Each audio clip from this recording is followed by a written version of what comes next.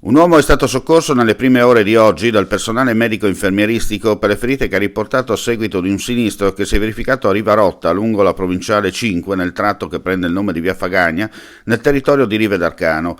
Per caso in corso di accertamento da parte delle forze dell'ordine ha perso il controllo della vettura che stava conducendo.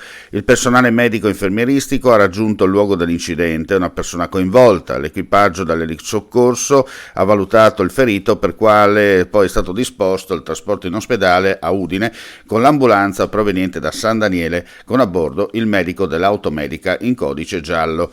Un altro sinistro si è verificato lungo la 4 nel tratto compreso tra Palmanova e Villesse alla progressiva chilometrica 498 più 500 direzione Trieste.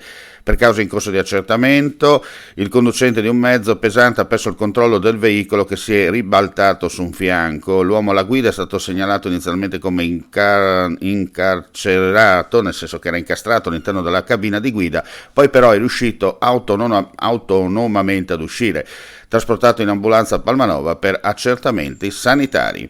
Cambiamo argomento, 26 milioni per 4 progetti sovracomunali nel Pordenonese. Sentiamo la dichiarazione dell'assessore Zilli. Assessore Zilli, c'è pieno coinvolgimento nel territorio regionale con i progetti di investimento sovracomunali. Oggi sono stati presentati altri 4 nuovi progetti nell'area Pordenone.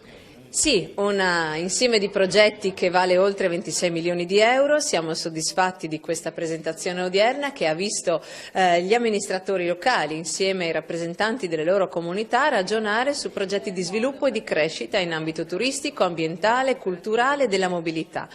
Sono progetti dall'alto valore contenutistico, siamo soddisfatti di questo e anche della capacità che hanno già messo in campo i sindaci di lavorare insieme all'ente di decentramento regionale per fare in modo che queste opere siano presto fruibili dalla comunità.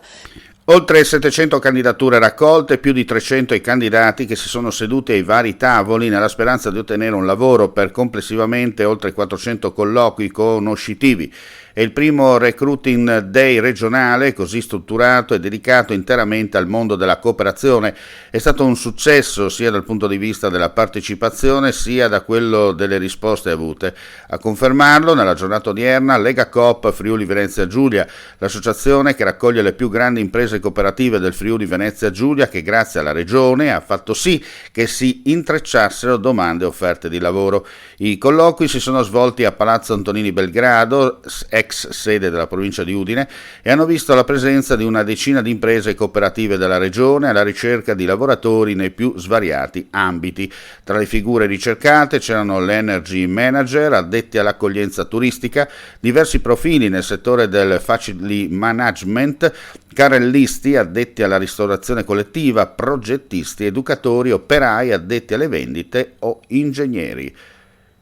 Chiudiamo qui questa edizione flash, grazie per la visione all'ascolto, ulteriori news come sempre sul nostro sito friulitv.net. Non resta che augurare a tutti voi un buon proseguimento di giornata.